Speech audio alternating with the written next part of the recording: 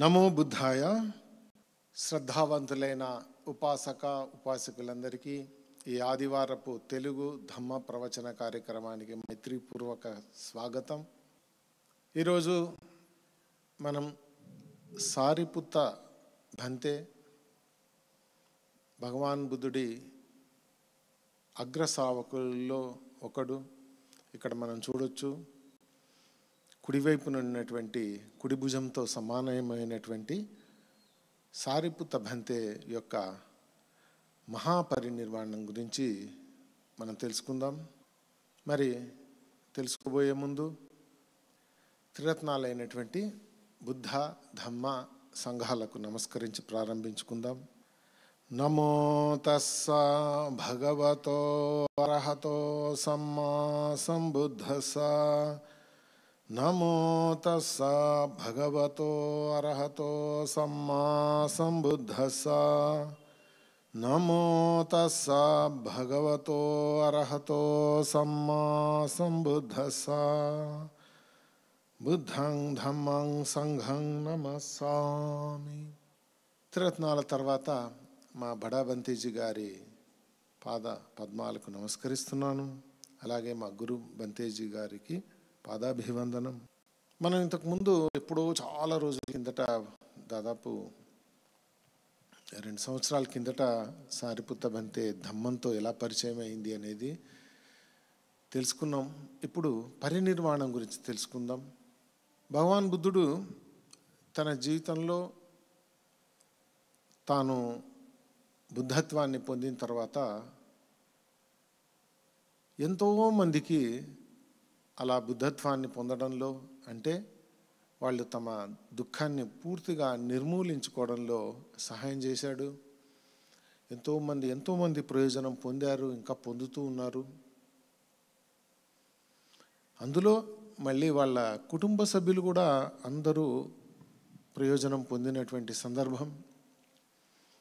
అదేవిధంగా సారిపుత్త భంతే కూడా అనేక మందికి ధమ్మ అభ్యాసంలో ప్రేరణ కలిగించినటువంటి వ్యక్తి. ఎంతోమందిని ఆర్యులుగా మారడంలో సహాయపడినటువంటి వ్యక్తి. అతని అసలు పేరు ఉపతిస్స. ఊరు నాలకాని మగధ రాజ్యంలో. తల్లి పేరు రూపసారి. ఆవిడ పేరు మీదనే ఇతనికి సారిపుత్త అనేటువంటి నామం ఏర్పడింది, సారి యొక్క పుత్రుడు అని. తండ్రి వగంత, ఆయన గురించి ఎక్కువ వివరాలు మనకి లేవు. అతడికి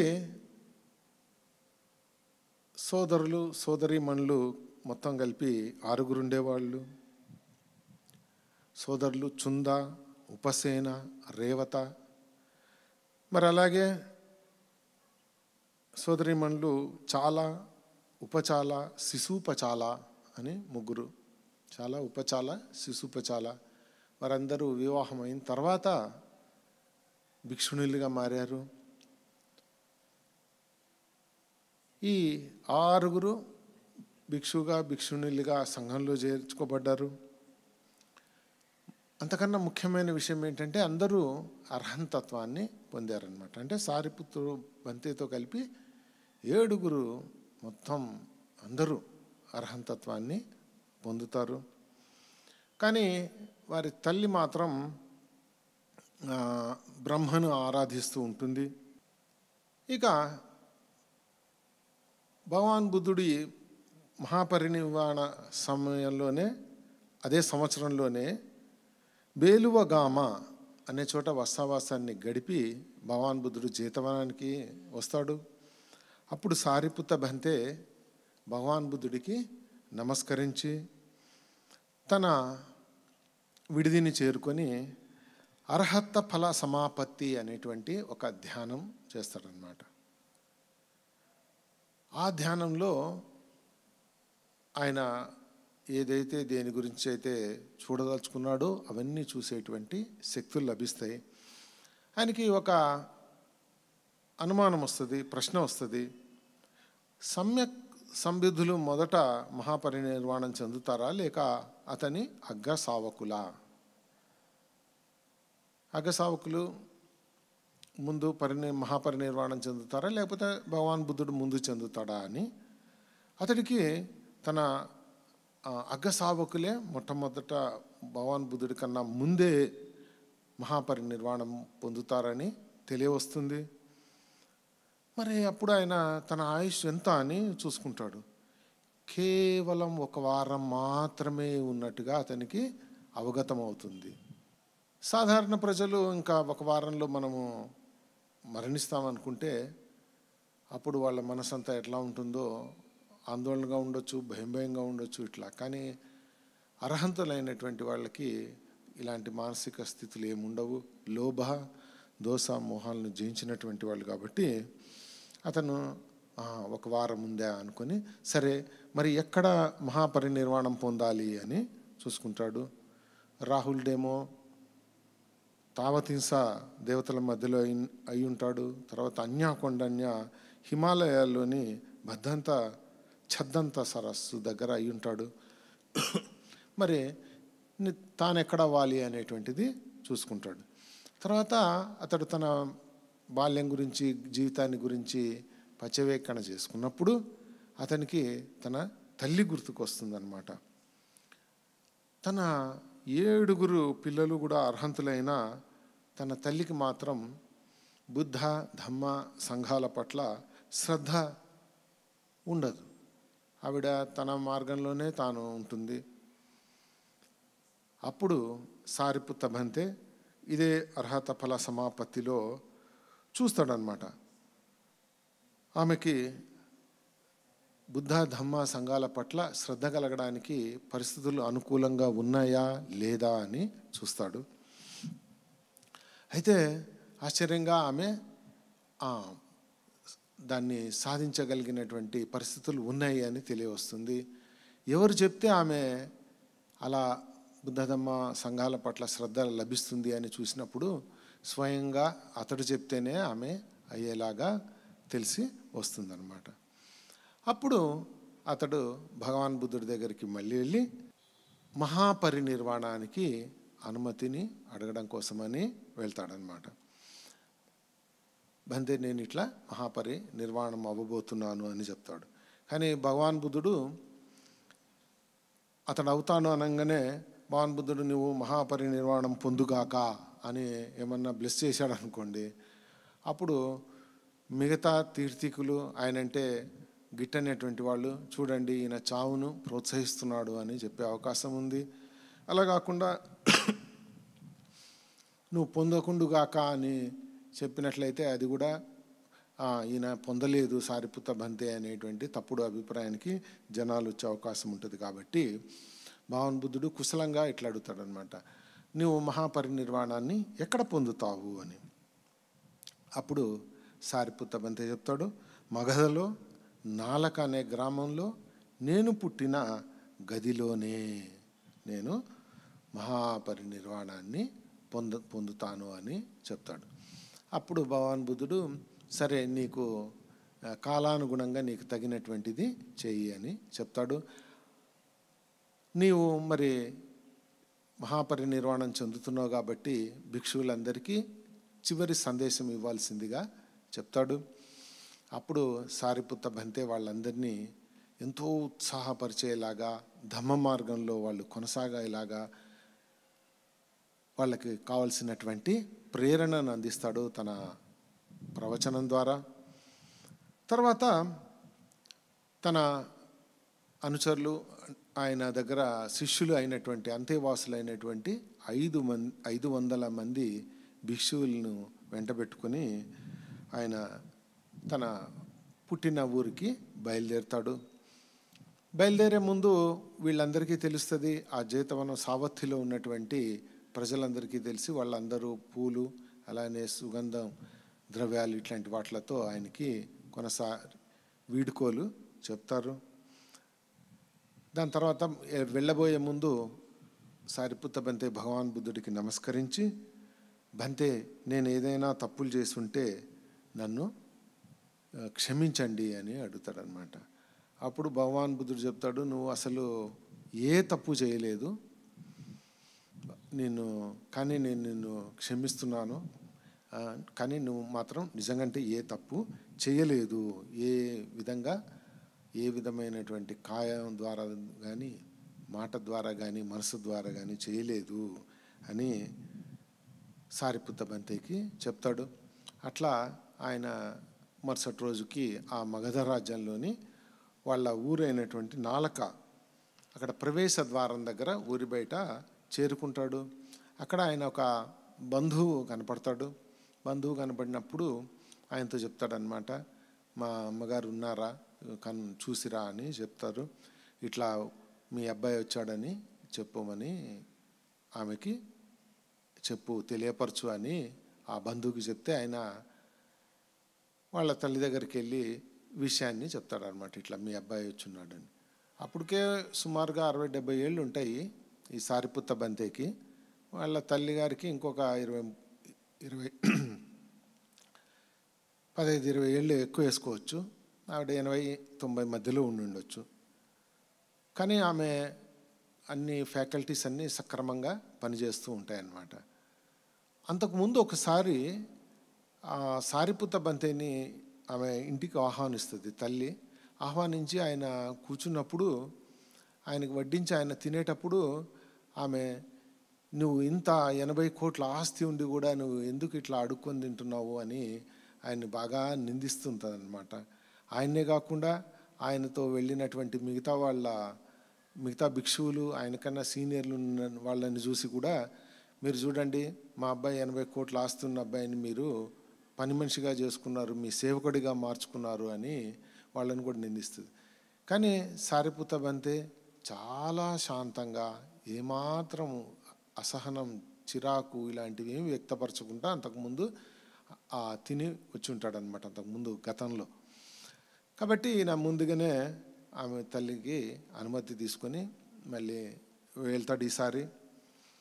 ఈసారి వెళ్ళిన తర్వాత ఆయన జన్మించిన గదిలోనే ఆయనకి విడిది ఏర్పాటు చేయడం జరుగుతుంది. మిగతా వాళ్ళకు కూడా భిక్షువులు 500 మంది భిక్షువులకు కూడా అక్కడే విడిది ఏర్పాటు చేయబడుతుంది.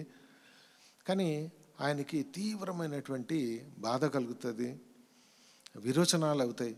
విరోచనాలు అయినప్పుడు నా కొడుకుకు బాగాలేదు అని ఆమె తన గది యొక్క తలుపున ఆనుకొని నిలబడుతుంది. నిలబడ్డప్పుడు తర్వాత రాత్రి అవుతుంది. రాత్రి అయ్యేసరికి ఆమె పాపం అక్కడే నిలబడి ఉంటుంది. కన్నతల్లి కాబట్టి పాపం తన కుమారుడికి అంత 60-70 ఏళ్ళు వచ్చినా కానీ తల్లి ప్రేమ అలానే ఉంటుంది. ఆమె తర్వాత చూస్తుంది అనమాట. కొంతమంది వెలుగు ఆకారం కలిగినటువంటి వాళ్ళు తన కుమారుడి గదిలోకి వెళ్ళడం చూస్తుంది అన్నమాట అర్ధరాత్రి దాటిన తర్వాత వాళ్ళు ఎవరో కాదు, చాతు మహారాజికా దేవతలు అనేటువంటి దేవతలు ఉంటారు. వాళ్ళు వెళ్ళి భగవాన్ బుద్ధుడికి నమస్కరించి ఓ పక్కన నిలబడతారు. సారిపుత్త బంతేకి నమస్కరించి ఓ పక్కన నిలబడతారు. అప్పుడు సారిపుత్త బంతే అడుగుతాడు, మీరెవరు అంటే, మేము ఇట్లా చాతు మహారాజికా దేవతలము అంటే, మరి ఎందుకు వచ్చారు మీరు అని ఆ సారిపుత్త బంతే అడుగుతాడనమాట. మీకు ఏదైనా ఆరోగ్యం బాగాలేదు కాబట్టి సహాయం చేద్దామని వచ్చాం మీకు ఏదైనా అని అంటారు. అప్పుడు నాకు సహాయకులు ఉన్నారు, మీరు అవసరం లేదు అని వాళ్ళని వెనక్కి పంపించేస్తాడనమాట. తర్వాత చాతు మహారాజుగా దేవతలు వెళ్ళిపోయిన తర్వాత కొంచెంసేపటికి దేవతల రాజు అయినటువంటి తావతింస లోక అధిపతి అయినటువంటి సక్క దేవేంద్రుడు వస్తాడు ఈ సారిపుత్త బంతే దగ్గరికి. సారిపుత్త బంతే దగ్గరికి వచ్చి ఆయన కూడా నమస్కరిస్తాడు. మీరెవరో అని అడగగా, నేను సక్కా దేవతలకు అధిపతి అని చెప్తాడు. మరి ఎందుకు వచ్చారు అని అంటే, ఇట్లానే మీకు ఇబ్బంది కలిగింది కదా, మీకు సేవ చేసుకుందామని వచ్చాను అంటే, అవసరం లేదు, నాకు సేవ చేసేవాళ్ళు ఉన్నారు అని సారిపుత్త బంతే బదులు చెప్పి ఆయన్ని పంపించేస్తాడు. తర్వాత ఇంకా అంతకన్నా గొప్ప వెలుగు ఒకటి వస్తుంది. దాంట్లో మహాబ్రహ్మ అనేటువంటి ఒక బ్రహ్మ వస్తాడు. ఆయన కూడా ఇలానే వచ్చి ఎవరు అని అడిగితే నేను మహాబ్రహ్మని అని చెప్తాడు. ఎందుకు అని అంటే మీకు ఆరోగ్యం బాగాలేదు కాబట్టి ఏదైనా సేవ చేసుకుంటానని చెప్తాడు. అంటే నాకు సేవకుడు ఉన్నాడు అని చెప్పి ఆయన్ని కూడా పంపించేస్తాడనమాట. పంపించేసిన తర్వాత భగవాన్ బుద్ధుడి ఈయన సారిపుత్త బంతే యొక్క సహాయకుడు ఉంటాడు చుందుడు, అతడే సోదరుడు కూడా. అయితే ఆమె ఉపాసికకి ఆశ్చర్యం కలుగుతుంది. సారిపుత్త బంతే వల్ల తల్లిగారికి ఆశ్చర్యం కలుగుతుంది. ఎవరు ఈ రాత్రి అప్పుడు ఇట్లా వస్తున్నారు, ఇదేంటి అని ఆయన అడుగుతుంది అనమాట. చుందుడిని అడగగా ఆయన ఏం చెప్తాడనమాట, సారిపుత్త బంతేతో మహా ఉపాసిక వచ్చింది మీతో మాట్లాడాలి అని అంటే, అప్పుడు ఏంటో విషయం కనుక్కో అని చెప్తాడనమాట. అప్పుడు ఆమె ఆశ్చర్యం వ్యక్తపరుస్తుంది. ఈ రాత్రి సమయంలో ఎవరు వచ్చిన వాళ్ళు వీళ్ళంతా అని అడుగుతుంది అనమాట. అప్పుడు సారిపుత్త బంతే నిజాన్ని చెప్తాడనమాట. ఇగో వీళ్ళందరూ చాతు మహారాజక దేవతలు, మొదట వచ్చిన వాళ్ళు, తర్వాత వచ్చినటువంటి ఆయన సక్కానే దేవేంద్రుడు, మూడవసారి వచ్చినటువంటి ఆయన మహాబ్రహ్మ అని చెప్తాడనమాట. అప్పుడు ఆ తల్లికి ఆశ్చర్యం కలుగుతుంది. నేను జీవితాంతం ఆరాధించి పూజించేటువంటి మహాబ్రహ్మ కన్నా మా అబ్బాయి ఇంత శక్తివంతుడా అనేటువంటి ఆమెకి ఆశ్చర్యం కలుగుతుంది. మరి ఈయన ఇంత తన శీలవంతుడైనట్లయితే మరి వాళ్ళ గురువుగారు ఎంత శీలవంతుడై ఉంటారు అనేటువంటిది కూడా ఆమె ఆలోచిస్తుంది అనమాట. ఈయన శిష్యుడు, మరి ఈయన ఆయన మహాబ్రహ్మతో సేవ అందుకోవడానికి అర్హత కలిగినటువంటి వాడు, మరి ఈయన గురువు ఇంకా ఎంత శీలవంతుడై ఉంటాడు అనేటువంటిది ఆమె మనసంతా ఒకలాగా జలధరిస్తుంది అనమాట. ఆమె ఇప్పుడు ధమ్మం వినడానికి సరైనటువంటి స్థితిలో ఉన్నదని గమనించి సారిపుత్త బంతే ఆమెకి భగవాన్ బుద్ధుడి యొక్క గుణగణాలు చెప్తాడనమాట. ధమ్మం యొక్క, సంఘం యొక్క గుణాలు ఇవన్నీ చెప్పిన తర్వాత ఆమె వింటుండగానే సోతపన్న స్థితికి చేరుకుంటుంది. అప్పుడు సారిపుత్త బంతే ఆమె పన్న అవ్వంగానే ఆయన అర్థమైంది అనమాట. అవును, నేను నా తల్లి రుణాన్ని తీర్చుకున్నాను. తల్లిదండ్రులకి చాలా గొప్ప స్థానం ఉంటుంది. బౌద్ధ సాహిత్యంలో బుద్ధుడు చెప్పిన దాంట్లో 4 బ్రహ్మవిహారాలను ఉంటాయి. మెత్త అంటే మైత్రి, అన్కండిషనల్ లవ్, ఏం ఆశించకుండా ప్రేమించడం ఒకటి. కరుణ, జాలి చూపించడం వేరే వాళ్ళ పట్ల, వాళ్ళు కష్టాల్లో ఉన్నప్పుడు, బాధల్లో ఉన్నప్పుడు, రోగాల్లో ఉన్నప్పుడు. తర్వాత ముదిత, వాళ్ళు ఏదైనా సాధించినప్పుడు, వాళ్ళు ఏదైనా సంపాదించినప్పుడు, వేరే వాళ్ళు ఎవరైనా వాళ్ళ పట్ల మనం కలిగేటువంటి ఆనందం, ఇది ఈర్ష్యకు వ్యతిరేకం. తర్వాత ఉపేక్ష అంటే వాళ్ళు మనల్ని ఇబ్బంది పెట్టినా కానీ మనము భరించడము. ఇట్లాంటి గుణాలు ఎవరైనా సరే కొన్ని సంవత్సరాలు సాధన చేస్తే వాళ్ళు మరణించిన తర్వాత బ్రహ్మలుగా పుడతారు. ఒక్కటి సాధించినా కానీ వాళ్ళు బ్రహ్మలుగా పుడతారు అని దీంట్లో చెప్పబడింది. మరి తల్లిదండ్రులు మాత్రం ఈ 4 తమ పిల్లల పట్ల ప్రదర్శిస్తారు. వాళ్ళని ప్రేమిస్తారు అమితంగా.